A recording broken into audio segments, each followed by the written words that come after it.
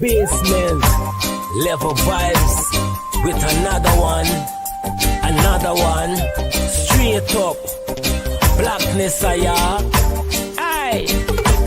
Who tell the truth? Mark Benscop, defend the ghetto youth. Mark Benscop, radio station is the fruit. Mark Benscop, straight up from the root. Mark Benscop, who tell the truth? Mark Benscop, defend the ghetto youth. Mark Benscop, radio station is the fruit. Mark Benscop, straight up from the root. Mark Benscop, I do it for the love, him not do it for no money. Straight up, him attack, educating everybody. Big up my friends and big up my family. Turn on the radio, catch the vibes, it's integrity. Straight up, Benscop stands for unity. One people, one nation, one destiny. Free up the truth in the air, even the blind can see. The deaf can hear, the dumb can talk, the cripple can walk. Boom. Who tell the truth? Mark Benscop, defend the ghetto youth. Mark Benscop, radio station is the fruit. Mark Benscop, straight up from the root. Mark Benscop, who tell the truth? Mark Benscop, defend the ghetto youth. Mark Benscop, radio station is the fruit. Mark Benscop, straight up from the root. Mark Benscop, we have to gather wrong, grab a seat and sit down, pay attention. Education, liberation, we have to stand strong. Benscop, the on the radio, lively up the program. Everybody call somebody and let them turn and tune and on the radio and catch the boom song. We boom it up already, we have to boom it up again. Expose and reveal him. Who tell the truth? Mark Benscop, defend the ghetto youth. Mark Benscop, radio station is the fruit. Mark Benscop, straight up from the root. Mark Benscop, who tell the truth? Mark Benscop, defend the ghetto youth. Mark Benscop. Yeah, my name is Jacinty Caldata Francis Wakenham, and since 1965 I become a voter, and I always place my ex next to the cop. And what they are doing today, I can't take it. So I have no more vote to give to PPP anymore. I'm not going to vote anymore no more. If they have to lose by one vote, they're losing it by data. You could probably, on the maritime area, give Venezuela a channel out to the sea. Oh, Jesus Christ, if cost of living double, I don't know what happened. A pound of sugar is $300 already. Flour, everything gone up. Everything just raising. You gotta get about $40,000 for buy good ration. You gotta get 3 man now. A weekend man, a monthly man, and a fortnight man.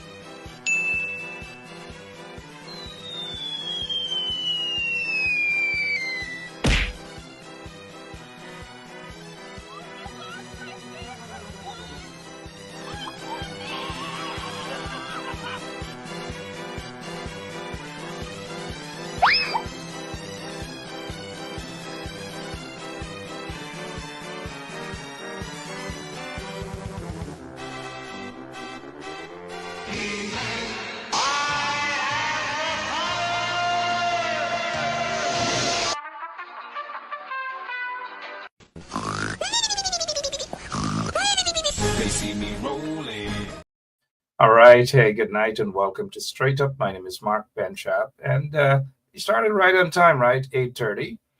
Guess what? We are thankful for all those who have already shared the link. If you haven't shared the link, we are thankful that you are you're just about to press the button to share the link and let your friends and neighbors know that we are on Straight Up on 107.1 FM. Good night to all those of you on the ground in Guyana, whether you're vendors. And I was told that lots of folks at the Stabroek Market, those vendors, those late night workers, especially those single mothers who are out there to earn an honest dollar for their families, especially their children. Lots of single mothers, lots of them are out there. We salute them. And those at Border Market, we can't forget them as well. And those who are security guards, wherever you are, whether in Guyana, outside of Guyana, whether you're in the country of Linden, because with what's happening in Guyana right now, you get the impression that Linden is a different part of Guyana. And that's not true, but that's how the regime treats folks out in Linden. They believe as though Linden is just an alien tongue. It's a tongue that doesn't attach. It's not attached to Guyana. And you guys know the rest. What's happening in your neck of the woods? Just a quick something. Congresswoman Yvette Clarke is going to be with us tonight in just about maybe 5 or so minutes or somewhere thereabouts. If you have any question or whatever in the audience, feel free. And if I get a glimpse of that, I can definitely pose that question to the Honorable Congresswoman Yvette Clarke. We expect Yvette Clarke to continue the fight on our behalf, on the immigrant community and other communities, members of other communities out there in Brooklyn. And so we are always pleased to have the Honorable Congresswoman with us. She is a fighter. She continues to fight for us, for our rights. And God knows we will need that as of 1 minute after midday on January 20th. God knows we need that fight. All right. Good night to all of you, wherever you are. I noticed some of you have already started off. Glad sing. Singing and singing again. Let me see. Somebody says there something about Claudette Singh, Audrey Brown, right off the bat. Claudette Singh is culpable. Culpable of what? Specifically. Culpable of a lot of things, but specifically. And I agree with that listener about Claudette Singh. We need to have persons who are in positions who are capable of managing whichever agency they're part of. And majority of Guyanese, I assume that I'm speaking William Bill Cato on behalf of William Bill Cato, on behalf of all of you, Soldier William, all the way in Canada, Toronto, Collie Allen, Claudette who? Not Claudette Allen, certainly not. We don't want to go that route. While we are at that, I speak, and if you guys in the audience, Savitri Rose and all of you, Lynette Nelson and Mary O'Brien, if you guys agree that I speak on all of your behalf, that Claudette Singh needs to go, and that Claudette Singh is not managing the affairs of the Guyana Elections Commission in an impartial manner. It's just not happening. And if you guys agree that she has to go, just put in the audience that Claudette must go. But don't mix the Claudettes up. I have had an aunt that I love dearly. She's no longer with us on earth. Claudette, her name was Claudette. I have a sister whom I love dearly, my youngest sister. Her name is Claudette as well. And then my good friend, Collie Allen, his wife's name is Claudette. So don't mix the Claudette up, please. That's my point. Do not mix the Claudette up. Claudette Singh, that's whom we're talking about. Claudette Singh must go. Thank you so much, Marilyn Samuels. All right, what else was happening in your neck of the woods? We have lots of things we want to talk about. We will be talking about that. The Guyana Trades Union Congress held a press conference today, and we saw the warriors were out there in full swing. Lincoln Brandon Lewis and another warrior, that's Norris Witter. A lovely press conference, and that is how press conferences ought to be, where those who are sitting there holding the press conference are prepared to answer questions, regardless of what. Answer the questions. And I like when reporters are quite robust and you keep it lively. Unfortunately, we don't see that sort of action at Jack Dale's so-called press conferences. We just don't see it. It's as if the reporters are afraid to ask questions. It is as though the reporters are afraid to check him right there and then, hold him accountable, remind him and let him know that all of the trash that he gets away with at his so-called press conferences should not be the case. It happens only because we have folks who disguise themselves as reporters or journalists, as some describe themselves as journalists in Guyana, as opposed to journalists. They sit there and allow Jack Dale to spew his propaganda, his nonsense, his filth, without holding him accountable. And Jack Dale needs to step away from that and go to individual. He can come right here. We will interview him. I will interview him. Is he going to do that? Is he going to want to be interviewed on Straight Up? No, he's not. He's not going to want to be interviewed because he knows that 99% of the trash that he goes on with, his actions or his antics, so to speak, at that so-called press conference, it's not going to happen. It's not going to happen. A lot of those reporters do not know the facts. They do not know the history. They do not understand. They just sit there. I'm not painting all of them with the same brush, mind you, but quite a lot of them, they sit there, and some of them for propaganda purpose, that's all. Some of them are not even journalists. They're not even qualified journalists. They're journalists. They're reporters. They just sit there. Some of them are hustlers. And, you don't have to talk about the Ants Nest guy. Hustlers, flatfoot hustlers, asking questions, putting people's lives at stake and at risk.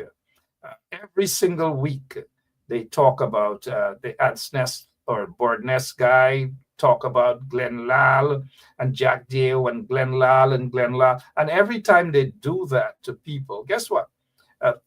Some folks out in Guyana would want to go out and hurt individuals.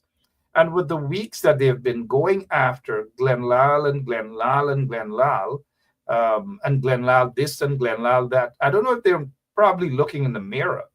Wasn't it not so long ago that the same Bird Nest guy was rescued by Glenn Lal, and Glenn Lal was able to feed him for a couple of months, and then he ran from Glenn Lal, ran over to some other folks who are now sanctioned by the U.S., the Mohammeds. The Mohammed claimed that they fed him chow mein, they taught him how to eat with knife and fork, and all these sorts. So the grasshopper keep jumping from food plate to food plate to food plate to food plate.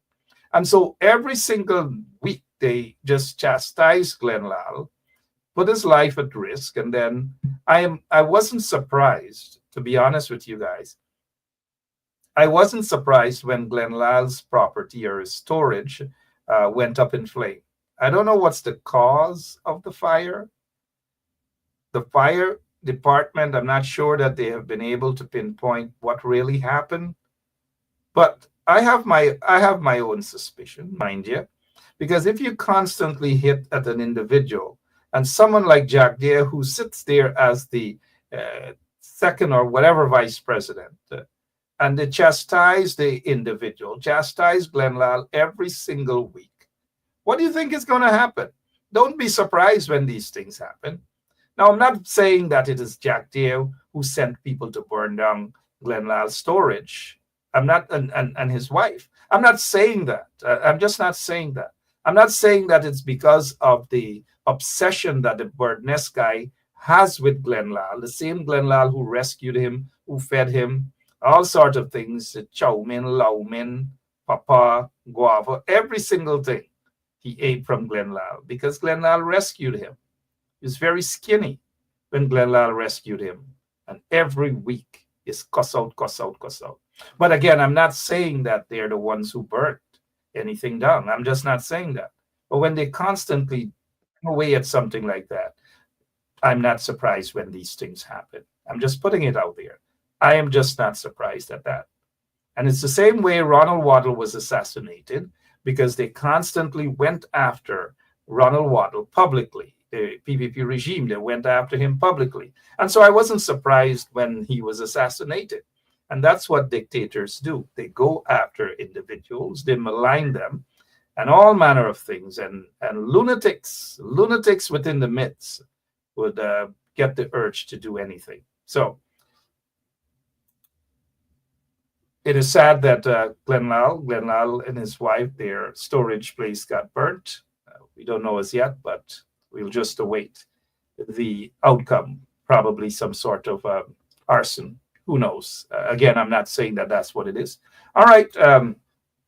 We have the Honorable Congresswoman. She's going to be on with us shortly. I have quite a few questions for her.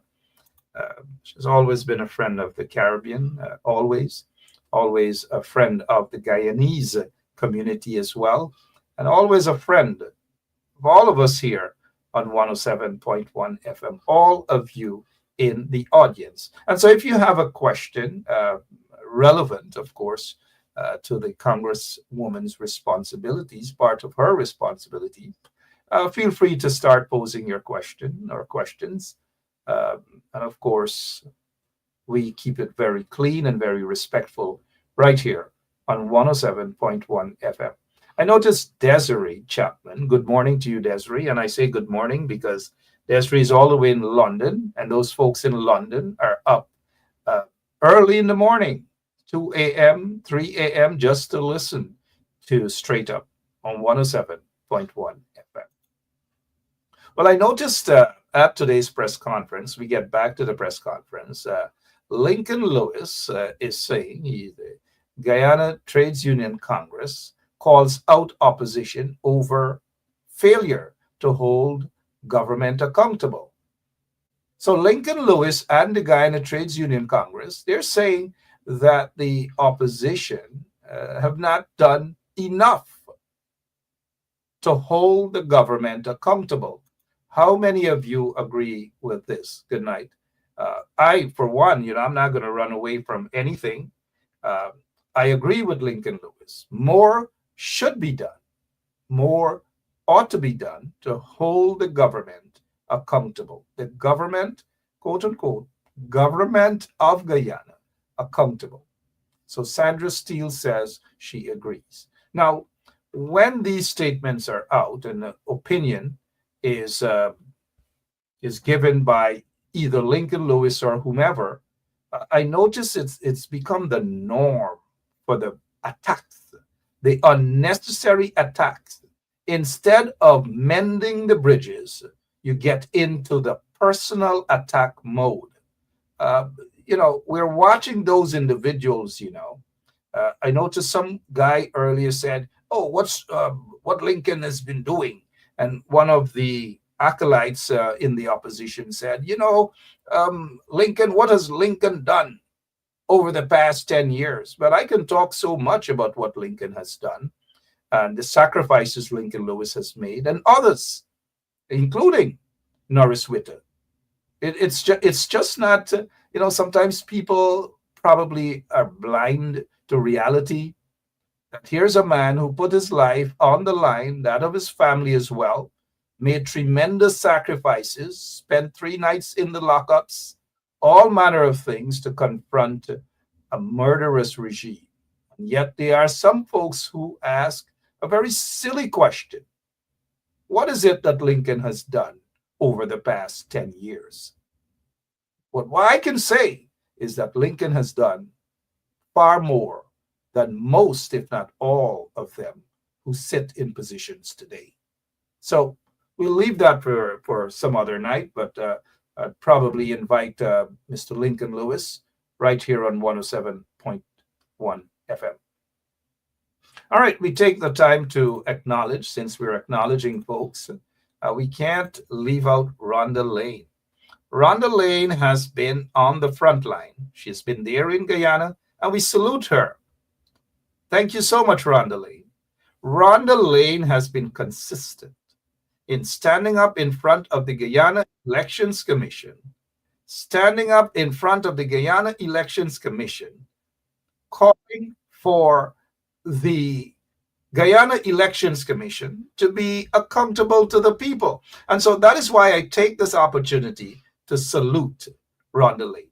But we'll get back to Rhonda Lane as we prepare to have the Honorable Congresswoman. Yep, that's a friend of all of us in the Caribbean, all of us, whether Guyana, whether Trinidad and Tobago, whether Jamaica, wherever, Barbados, all these things. And forgive me for saying Barbados.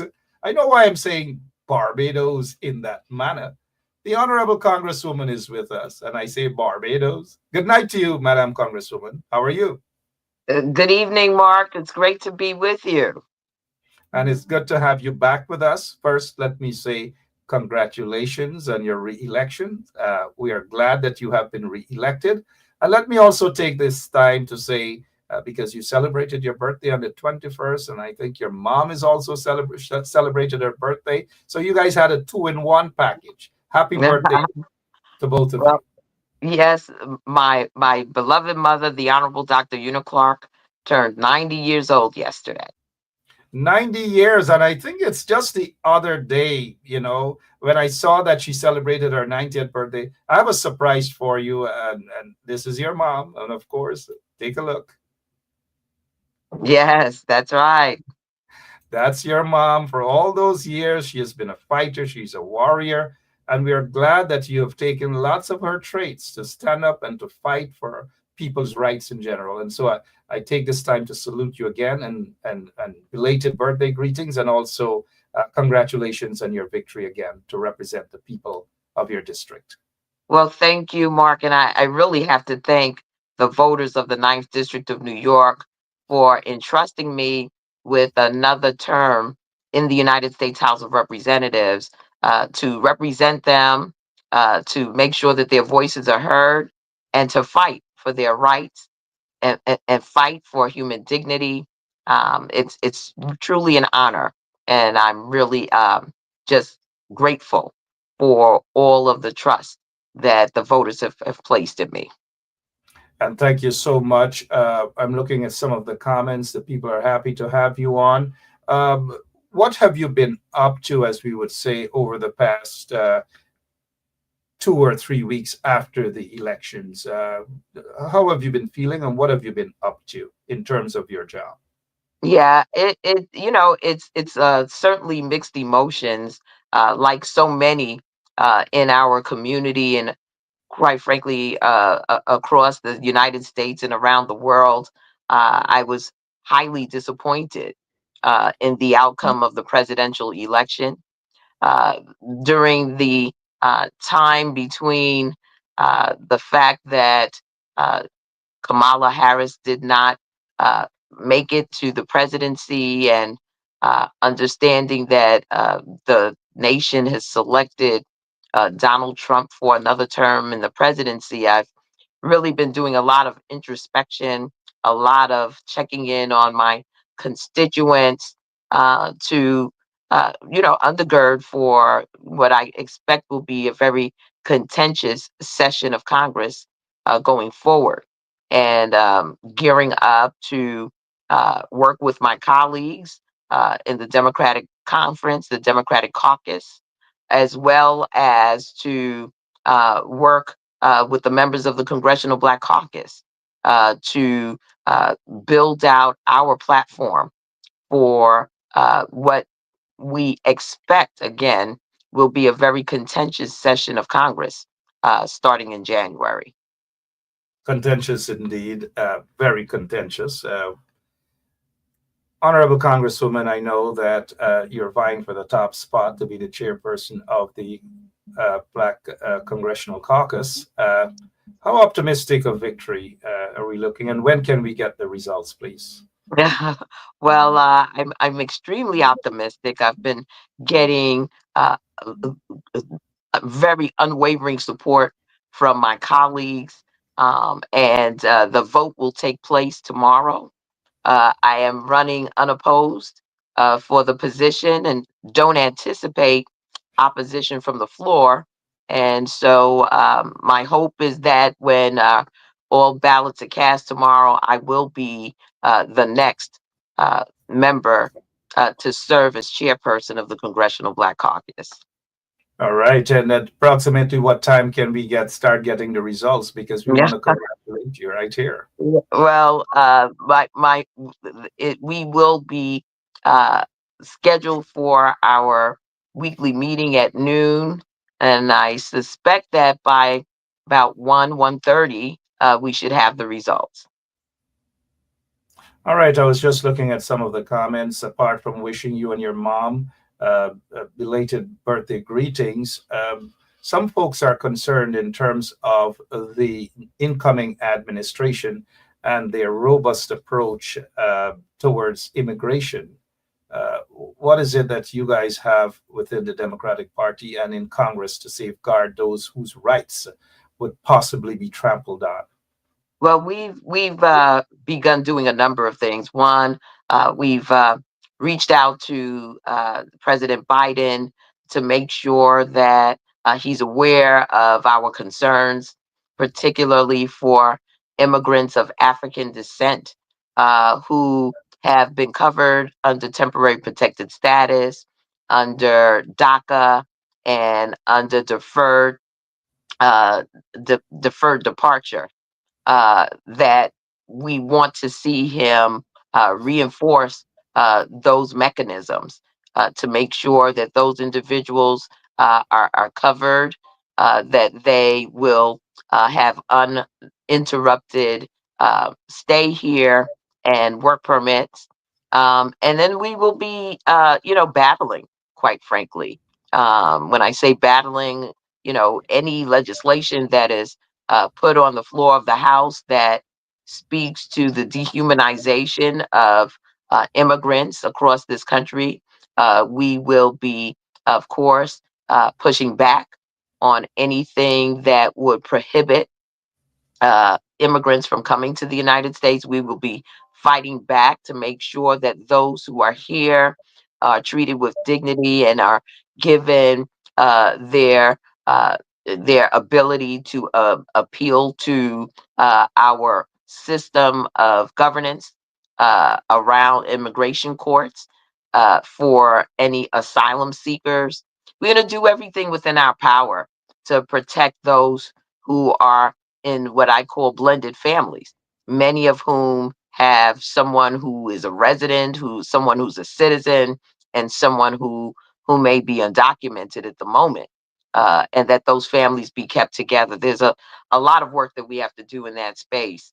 But what I have been making sure that our folks are aware of is that, we have been down this road with Donald Trump before, and it was not a pretty sight. I can recall getting calls in my office of ICE agents driving down Nostrand Avenue in Brooklyn, New York, and really bringing fear into the community. And what I've said to my constituents and said to those who reside within the boundaries of the Ninth District is that, you should go about your life as you would normally, but that you should always be mindful of staying within the boundaries of the law so that your status is not flagged for minor infractions against the law, because that is what I believe will um, uh, ultimately flag for the authorities someone who is here and who is undocumented. And those are the individuals that will be targeted by this administration. I also want to encourage those who are residents of the United States and who have been here for more than 5 years to begin the process of becoming dual citizens, because residency is not a guarantee of staying in the United States, particularly if you've had any infraction of the law, and of the law of record, because again, any infractions as a resident is grounds for revocation of your residency status.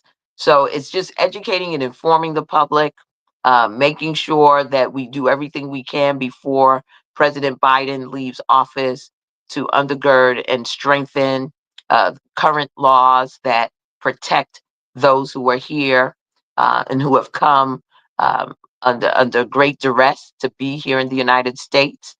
We're doing all of those things right now, but that right now the uh, Trump incoming Trump administration will have a trifecta, meaning that they will not only be in the White House, they being the MAGA movement and Donald Trump, but they also will hold the majority of the federal legislature, both in the House and the Senate. And so we have to prepare ourselves for what can be a very tumultuous time. Tumultuous time indeed, and preparation is always the key. And you did mention the trifecta, which was my next question in terms of getting these things passed by Trump through Congress. How confident are you that the makeup of Congress right now, Democrats have lost the Senate? How will you guys be able to stand up against some of these draconian expectations of the draconian policies coming from the Trump administration? Well, there are always negotiations that take place when there is legislation that comes before the House. I don't expect that to change, particularly given the fact that there's a very slim majority in the House of Representatives, where that majority is only a matter of 3 seats. We anticipate swearing in 215 Democrats in the upcoming session of Congress. It takes 218 to hold a majority, and so as you can see, the ability for Speaker Johnson to to be able to bring forth draconian measures, devastating and cruel legislation will be very limited, particularly if there are Republicans on the other side of the aisle that are marginal themselves in terms of their constituencies. So I expect that there will be a lot of negotiation. We are fortunate to have Hakeem Jeffries as the leader of the Democrats, who is proficient in strategy and negotiation. So, we're going to cross each bridge as we get to it. However, I think that if past this prologue, we should be in a very good position to hold off some of uh, the anticipated cruelty that will come in the form of legislation to the House of Representatives. I can't speak for the Senate, and certainly will not be able to speak for Donald Trump and what he's able to do through executive power. But we're going to have to use everything at our disposal, from making sure that we're prepared in the courts should unconstitutional measures be brought to bear in pressing this Project 2025 agenda that we anticipate will be, um, will be advanced during the next session of Congress, or it's our ability to block the votes here in the House. We're going to use everything at our disposal. Madam Congresswoman, I know you have a very busy schedule indeed, and appreciate you taking time off of that busy schedule. But how prepared are you in terms of your office in Brooklyn? Because after January 20th, the day after, your office might be swamped with calls and people looking for some sort of assistance. How prepared is your office? Well, we have always been able to work with constituents that are, that's one of our hallmarks, is our constituent services. So I anticipate we will continue to do that work. We will do it to the best of our ability. We won't know until the cabinet of the Trump administration is confirmed what type of characters we'll be dealing with.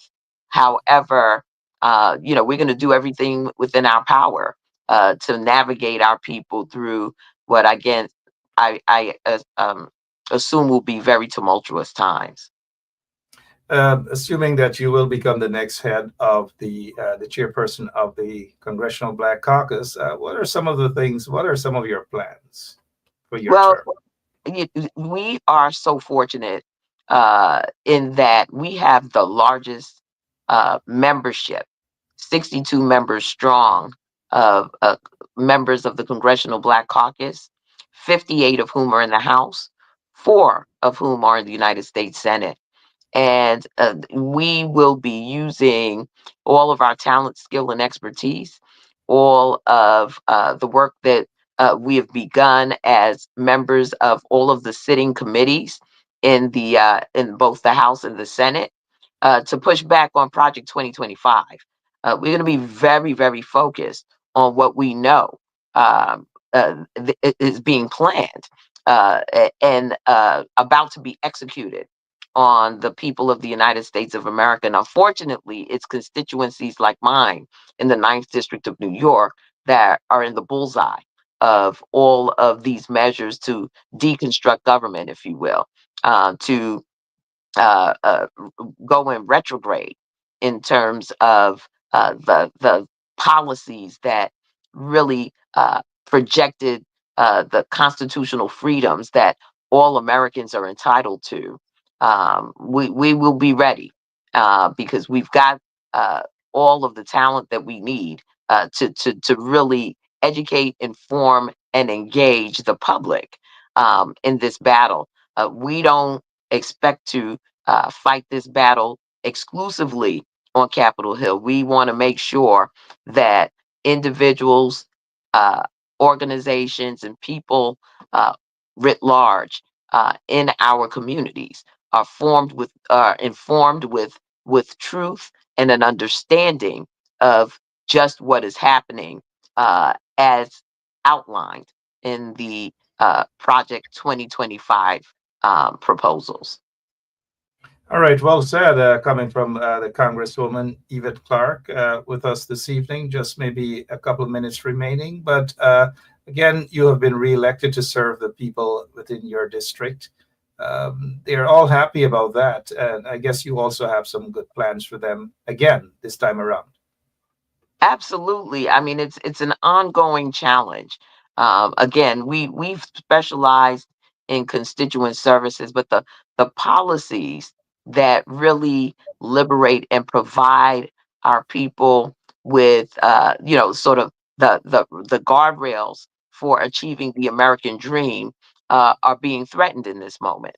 And so I've got to do, my office has to do everything we can to keep that aperture open so that our folks can continue to thrive in our community, that they have access to the resources, information that they need to advance themselves and their families. And that's what we're focused on. Thank you so much. Your closing remarks. Folks need So to remain calm. They do need to remain calm. I'll leave that up to you, a Congresswoman there. absolutely. This is not a time for us to be laden with anxiety and fear. This is a time for us to remember who we are and from whence we've come. We are courageous people.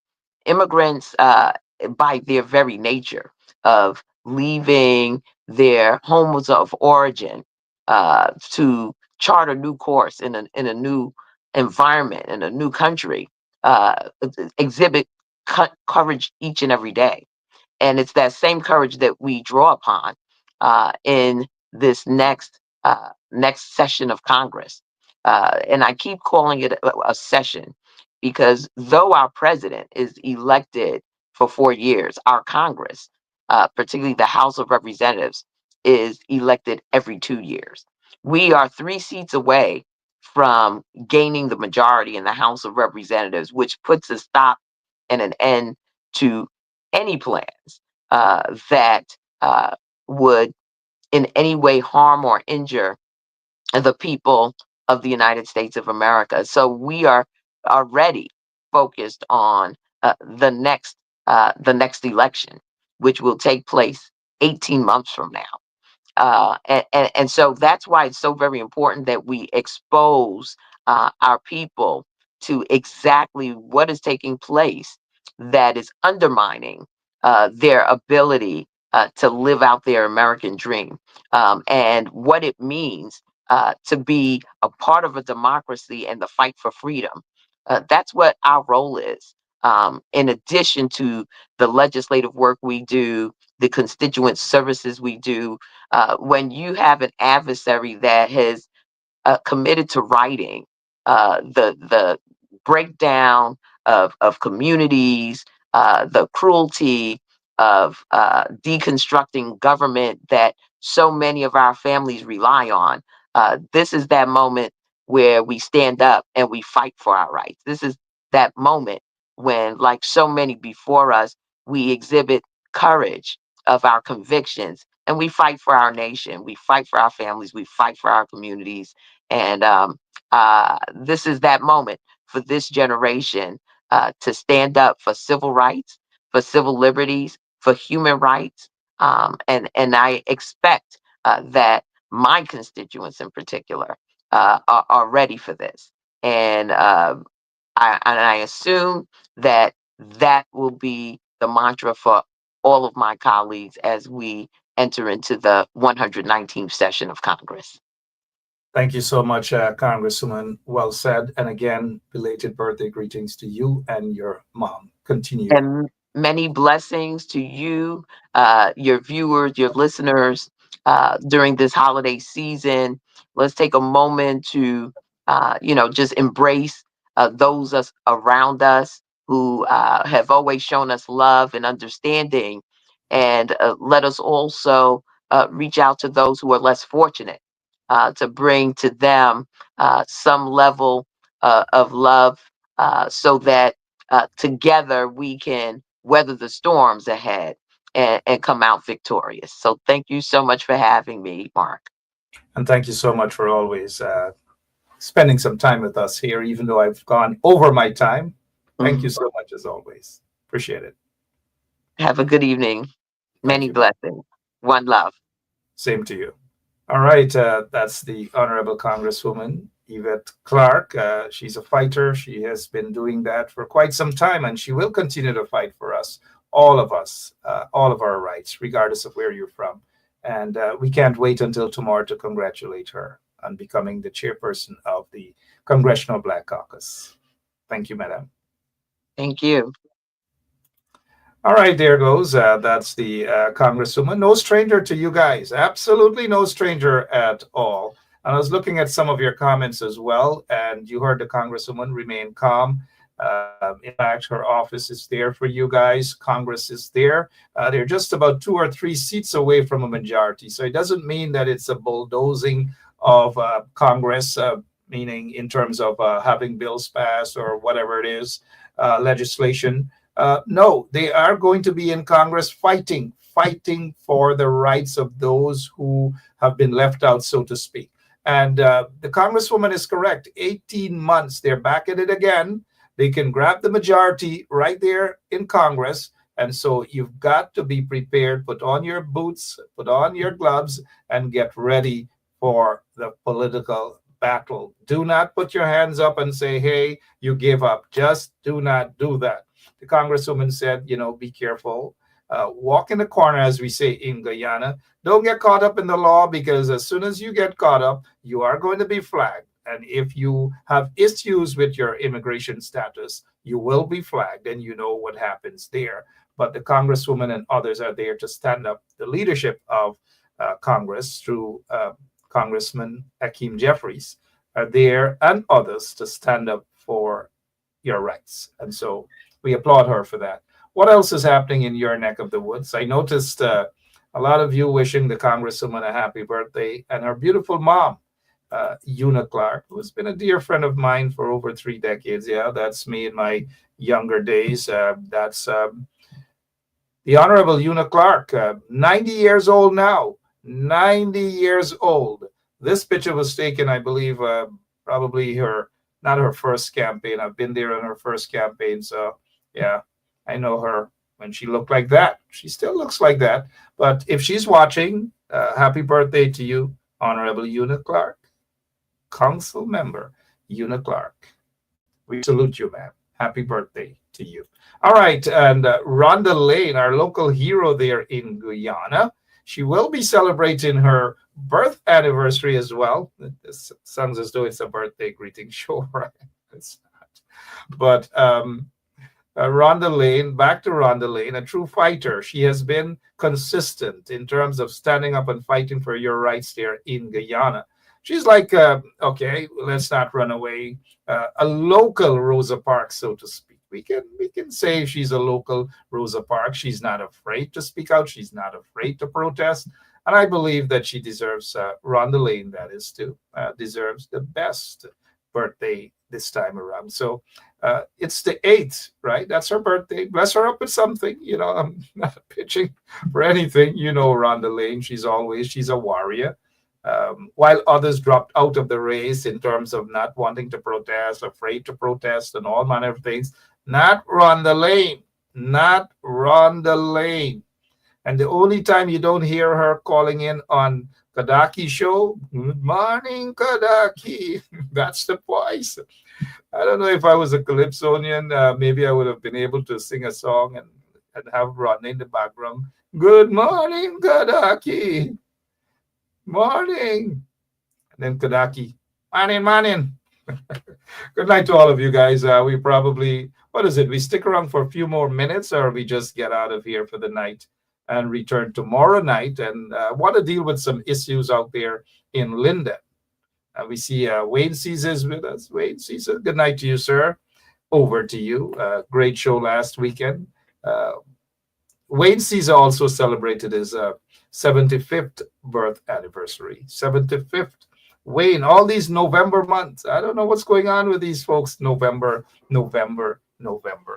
Brenda Casey and others probably would be jealous. They're not November people, but September month, the best. November 2nd or 3rd. All right.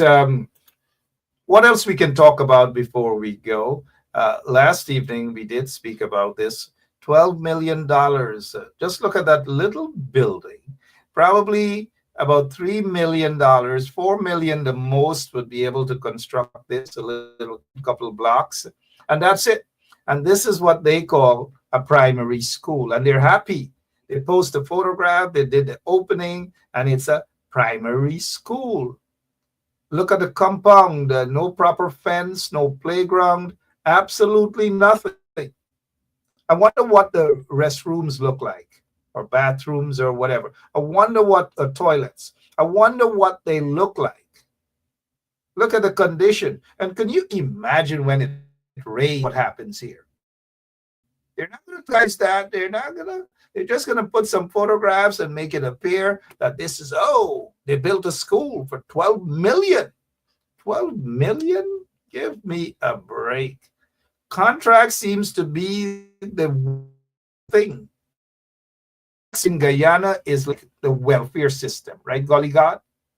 Contracts is like the welfare system in Guyana under the PPP regime. It's welfare, and it's also buying of votes, where they go into a particular community, and the PPP that is, and they find out who is the bad John for this community, and then the so-called bad John, and then they take that person and they get, hey, come here.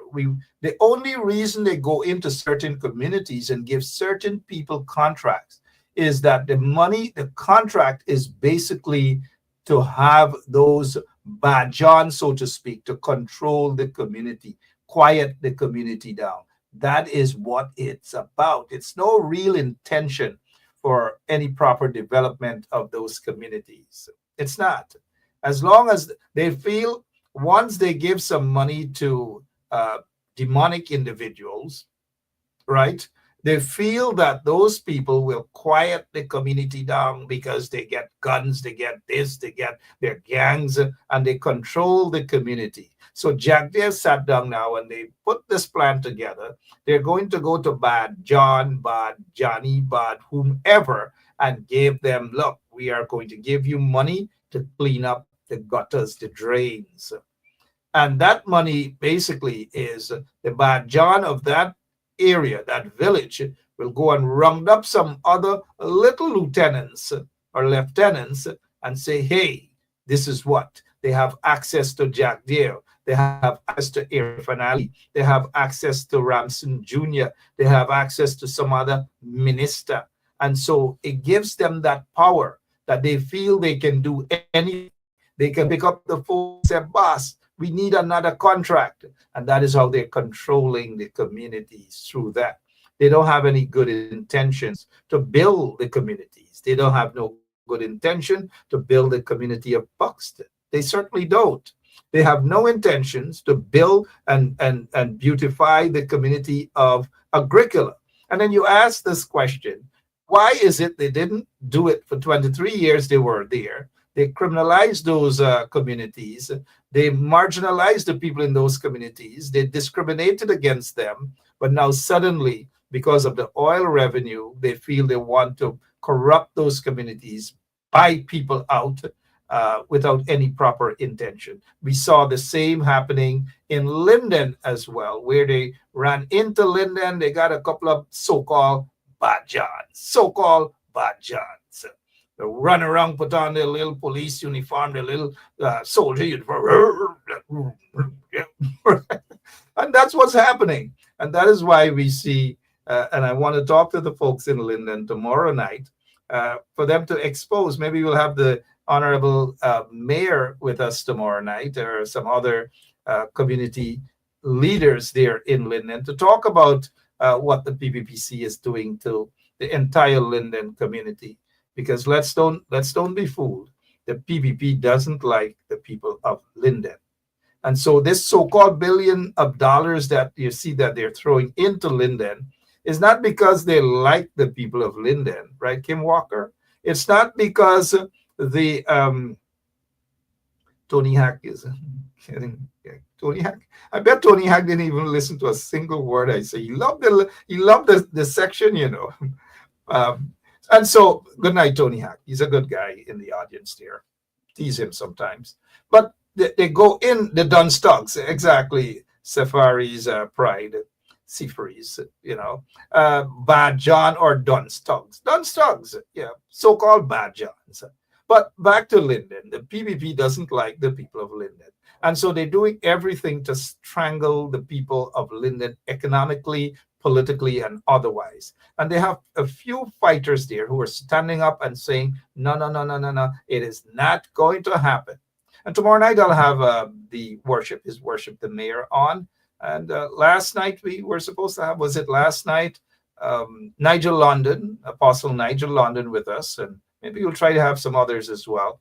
But what the PPP is doing to Linden is exactly what they did to the town of New Amsterdam. They moved the idea of building a bridge from one side to the other side, closer to Stanleytown. They didn't want to do that from Rosignol to Stanleytown. They didn't want to. The bridge would have been shorter, but guess what? Business activities would have improved in Stanleytown and moving into New Amsterdam and that entire area. New Amsterdam would have been one of the brightest towns across Guyana. But because of Barra Jack Deere, with his selfishness, his greediness, and racism, they were able to remove the idea of building the bridge from Rosignol, or that area close to Rosignol there, straight across into Stanleytown. Shorter, better, and cheaper. But no, Jack Deere is always the greedy guy. He wants it bigger and at the mouth of the river. Now, don't get me wrong. What he did was, instead of accepting a shorter version of the bridge, cheaper version of the bridge, and better, he moved to the river, the mouth of the river, and a bigger, bridge that cost 10 times the amount if it was built across from Rosignol to Stanleytown. And so how are you going to build a bridge like that closer to the mouth of the river, longer, in order to strangulate the people economically of New Amsterdam? So you cut off business there. And the people who are going to use the bridge now, that Berbice River Bridge, they go straight up Quarantine, and that's it. And that was a racist move. Now, do you know in that particular area, Palmyra area and so forth, all of the land are owned by just 2% of the people, Jack Dale and his cronies, so that they can build hotels and gas stations and wild houses. You know what I mean by wild houses, right? And that was their main idea, their intention, to corrupt the entire nation. And in building that bridge, Jack Dale thought, of course, anything to do with money, she's there, he's there. Anything to do with money, he's there. Anything. And so it cost taxpayers hundreds of millions of dollars to build that bridge, Jack Dale Passage. Jack Dale's long passage. Kind of like the book, but sorry that I do that sort of equation. Long Walk to Freedom by our hero, Nelson Mandela. But instead, the opposite of that, Jack Dale gave you guys a long, washed-up bridge. A bridge that cost hundreds of millions of dollars. A bridge that almost bankrupt NBS, bankrupt NIS, because he took hundreds of millions of dollars and give it to his friends and cronies to build that bridge. And when they built that bridge with taxpayers' monies, he put it in the hands of his friends and his cronies. It became a private enterprise. And so you guys, every time you cross that bridge and you pay, you're basically putting monies into Jack Dale and his friends' pockets. That is what has happened. And so, hey, you know the rest. NIS bankrupt. Thank God the coalition got in office to save it. Guy Suko bankrupt. Thank God the opposition, the now opposition, AP and UAFC, got into office to save it. Bauxite bankrupt. Every single thing bankrupt. Compliments of the corrupt PPP regime. And we're heading in the same direction. Could you imagine if we didn't have the money, oil wealth? What would have happened to Guyana? GPL was on the verge of becoming better again under the coalition. It's worse now under the corrupt PPP regime, even with the billions of dollars of oil revenues. What are they doing? Only God knows. They put to head the agency friends and cronies. A man who was accused of corruption is back there at the helm again. Corruption allegations, serious allegations of corruption and corruption and corruption. I know you guys are here not on a Tuesday evening to hear about the corruption and the bad things that are happening in Guyana. Some of you may ask a simple question. Isn't there anything good that is happening in Guyana? Well, yes, there are a few things good happening in Guyana. Rhonda Lane celebrating her birthday. The vendors are praying for better days.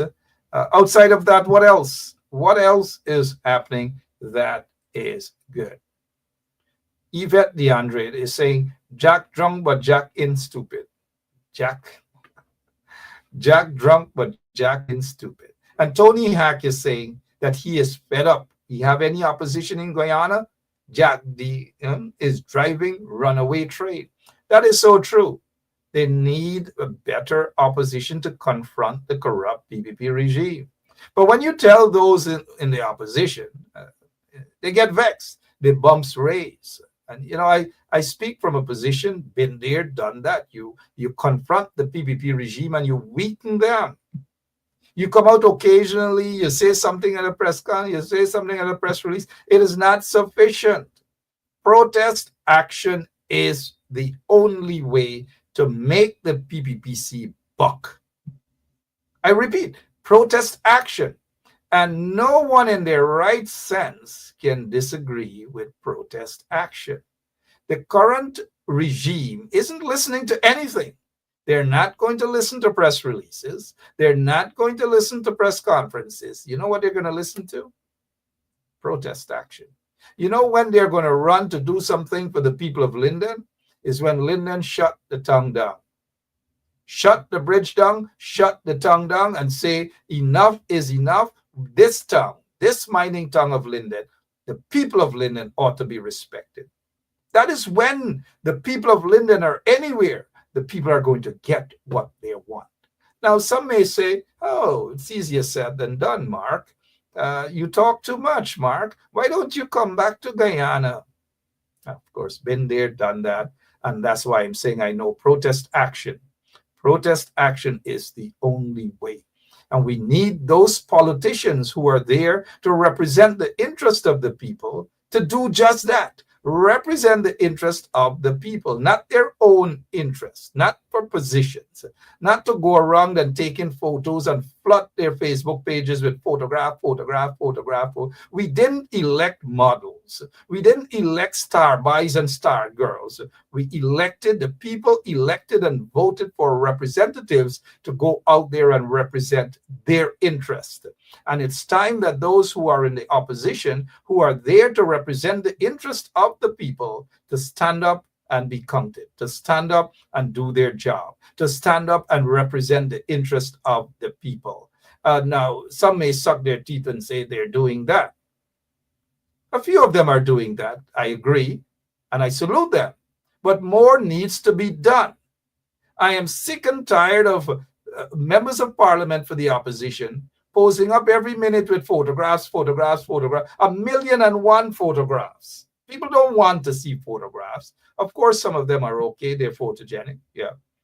Okay, fair enough. But outside of that, go to Black Bush Polder. We want to see photographs of people there, how they're living. We want videos of individuals, and we want to hear the people. We want to hear what they're doing. We want to see the representatives on the ground, their boots off. That is what we want to see. Let us see them. We don't want to see they dress up in a nice suit, pantsuit, their skirt suit or whatever. Of course, occasionally we will see that. But we're tired of seeing just that. What about the people in Linden? What are they going through? You have little kids at a track and field. Some spiteful, vindictive, corrupt PPP person cut the lights off and all manner of things. Is this an example we're setting for young people when we have a bunch of vicious, spiteful individuals in the PPP regime, only harming our young people and harming the entire country? Is that what we want? Is that what we want for a future, for Guyana's future, of our children, our grandchildren, our great-grandchildren, our great-great-grandchildren, and the future generations? Is that what we want? A bankrupt country, a poor country, with all of the wealth and the natural resources going into the hands of cronies, going into the hands of their friends and families, and the people of Linden, the Bartica, let them, and all of these other places have to suck salt. Even the people of Port Brant, they got to suck salt. Take your cameras, opposition MPs, take your cameras, let's see what's happening at Port Morant Market. Region 6 has an MP, Dinesh Jai Prashad. He did his own show right here on 107.1 FM. He can come back and start doing his show, take some videos. Let us see what's happening at Port Morant Market, what is happening at New Amsterdam Market. That is what we want to see, guys. What is happening at Blackbush Polder, Corriverton Market? What is going on at Kildonan Health Center? What is happening at Port Brant Hospital and Health Center? And all these sort of things. We want to see what's going on at Angois Avenue. What's happening in Stanley Tongue? What's happening at Oriala? Go across the river. What's happening there on the West Coast Berbice? Go underground and do your shows, guys. People didn't elect you guys to go and become Facebook host, talk show host. People didn't vote for you guys to become talk show host. No, people didn't vote for you guys for that. Go out on the ground. Take your gloves off. Take your boots off.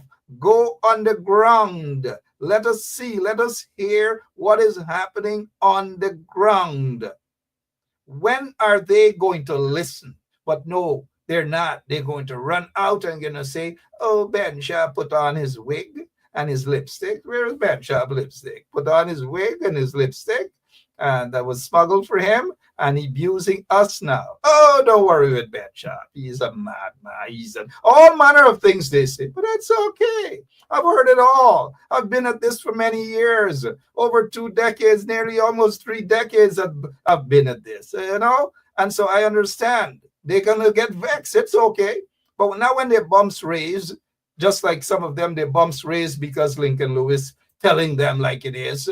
The GTUC calls out opposition over failure to hold government accountable. Instead of saying yes, get a proper response to Lincoln Lewis. Okay, fair enough. Mr. Lincoln Lewis has an opinion. He's entitled to his opinion.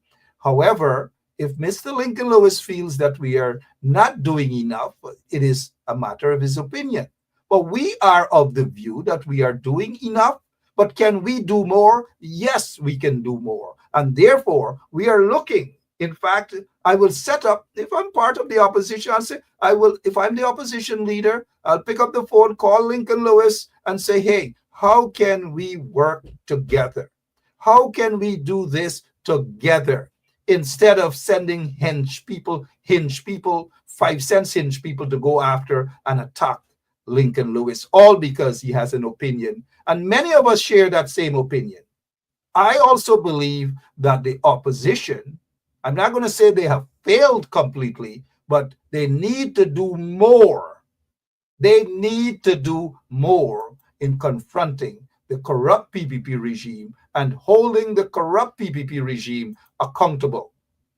Now is not the time for bumps to raise and people to get vexed. Now is not the time to go into people's constituency and grab their supporters and grab opposition parties within a coalition and form your own coalition and destroy this side of coalition and expect that things are going to be hunky-dory and expect that people are going to love you and expect that people are going to heist you up and put you on a mountaintop and run with you and say you're our leader and we love you. It's too much division in the opposition and it has got to stop. And the division comes with everybody wants to be leader. Everybody wants to be the presidential candidate. Everybody believes that it's their God-given right now. And nobody's really sitting back and thinking, who is the best candidate? Which party is the best party as they form the coalition with genuine people, not the Charon Crosses and those likes. Certainly not. Genuine people, people who are patriotic, people who are willing to stand up and represent the people. It doesn't matter if they get locked up at Brickdam or wherever, it comes with the territory. And people must be prepared. They cannot say they're afraid, they can't do this, they can't do that. When they signed to become a representative of the opposition or of the coalition, it's basically they're saying they're signing to represent the interest of the people, not the interest of their pockets and whatever sort of benefits they get out of that, whether it's crossing the bridge free, whether it's getting duty-free concessions, and whether it's doing 5 years as a member of parliament in order for them to get pension. To hell with the pension. Of course, people want that. Yeah, don't get me wrong. But your priority should not be pension. It should not be duty-free concession. It should not be all the benefits that you're getting. What should be the benefit is going out there and stand up and represent the people. That is what it's about. And who don't like it, well, too bad. Too bad. 5 years in parliament for pension. Some of them, if their names are not on the list, they're not fighting. They're not going to go out. They're not going to campaign or anything like that. That's what's happening. Some of them are fighting or pretend that they're fighting now because they want to go back as a member of parliament. They're not fighting because it's from their heart and they really want to stand up and represent the interest of the people. That is why we do not see most of them out there representing the people's interest. We do not. Most of them have become sweet boy and sweet girl. They love the air-conditioned office. They love their fancy vehicles. They love to just walk around and just wave their hands, and that's it. And then when you talk, they get vexed. Their bumps raise. Opposition, all of them, get your act together. Don't go after Lincoln Lewis. If he gave you a failing grade, good. He gave you a failing grade. Maybe you deserve that. But what you can do is take it. Take the failing grade and turn it into a good grade. You can do that. But you can't do that by having your people attacking people, personal attacks. It's not going to happen because lash gets serious lash back. There's a lack. Who wins other than the corrupt PPP regime? It's time that all of those folks in the opposition become mature. All of them in the leadership, whether it's the AFC, whether it's the PNC, whether it's the WPA, or whomever else. That's all I wish to say. I'll be back tomorrow, same place, same time. And probably on Friday, I'll give all of them in the opposition a grade. All of the MPs, I'll give them a grade. Some of them are not. Most of them are not going to like the grade at all, period, because they only hop out of a little hole whenever it suits their agenda. They do a little whistling and they're gone right back in. And we don't see them, we don't hear from them, and that is why we have to depend on people like Rhonda Lane to go out there and represent our interests. Poor Guyana. I'm out of here. See you guys later. Bye-bye.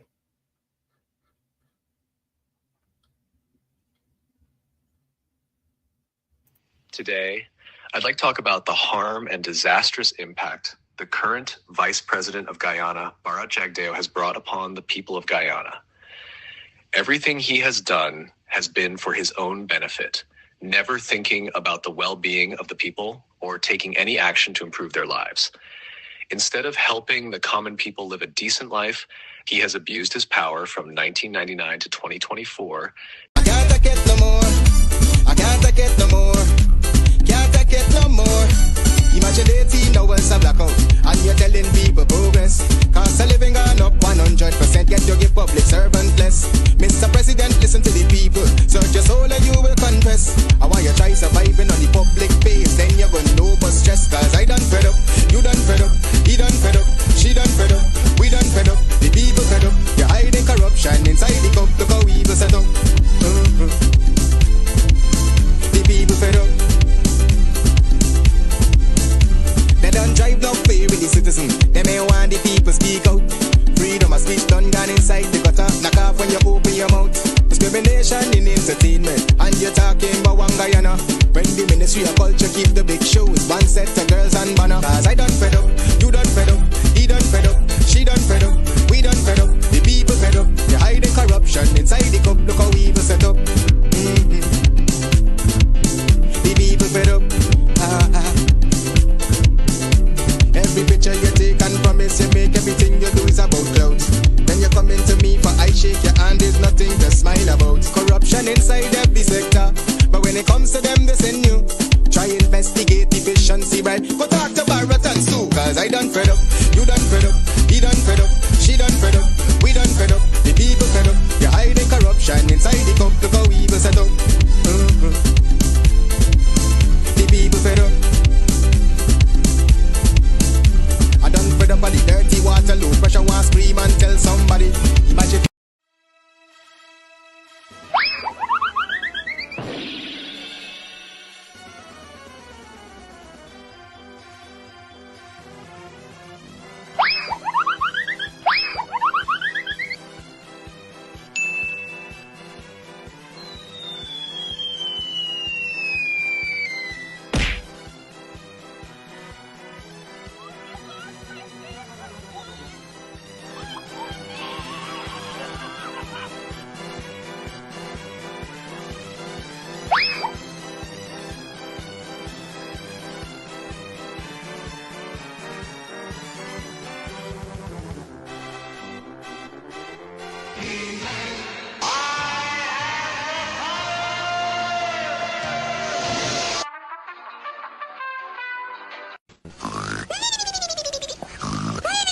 They see me rolling, they hating, patrolling and trying to catch me riding dirty, Bye, bye, bye, bye. There and fabricate that. Unless you say who the person is, I can't comment on anonymous people. Okay, well, let's talk about specific individuals. What is your relationship with Mr. Sujurong? Su? Oh, Su? My relationship? Nothing. He's a tenant in my place, yeah. And he's a good friend of yours? Yeah, my name is Jacinti Caldata Francis Vietnam, and since 1965 I become a voter, and I always place my ex next to the cup, and what they are doing today, I can't take it. So I have no more vote to give to PPP anymore. I'm not going to vote anymore no more. If they have to lose by one vote, they're losing it by data.